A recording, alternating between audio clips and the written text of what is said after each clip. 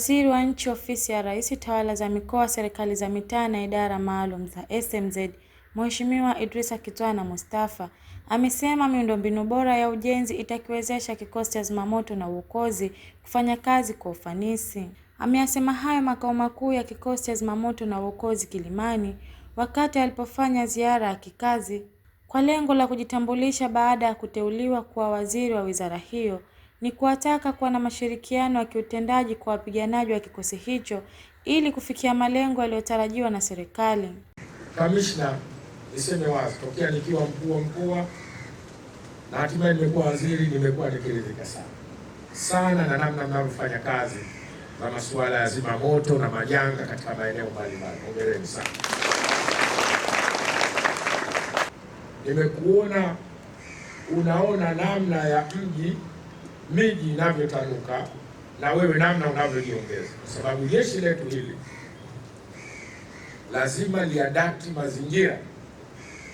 Kijeshi lazima liadapti mazingira yetu, ukuaji wa miji yetu, namna ya mifumo ya miji yetu, ili iweze kufanya kazi yake vizuri, ikiwemo ya uokozi. Aidha, Mheshimiwa Waziri Kitwana amewataka maafisa na maaskari wa kikosi kuendelea kudumisha amani iliyopo nchini, kwani ni kichocheo cha maendeleo nchini.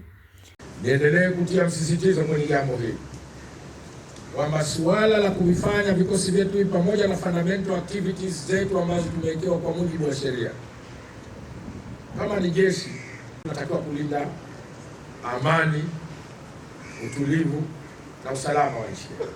Pamoja na ziara hiyo, Mheshimiwa Kitwana amekata utepe na kuzindua magari mapya ya zimamoto pamoja na pampu za kuzimia moto kwa kuashiria utayari wa kwenda kutoa huduma kwa wananchi.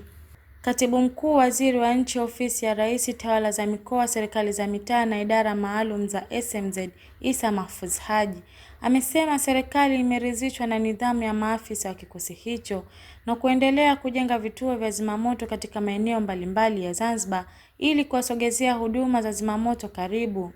Mheshimiwa, jingine hivi sasa tunashukuru discipline at least imerudi kama agizo la Mheshimiwa Rais ambalo amewaagiza makamanda hao 5. Kulikuwa kuna changamoto kidogo ya discipline. Tunashukuru kikosi cha zimamoto tunapata taarifa discipline imerudi. At least sasa hivi wapiganaji wetu wako vizuri sana kidiscipline. Na askari wote wanatakiwa lazima wawe na discipline. Askari discipline. Kwa hiyo tunaendelea kumshukuru tena kamishna.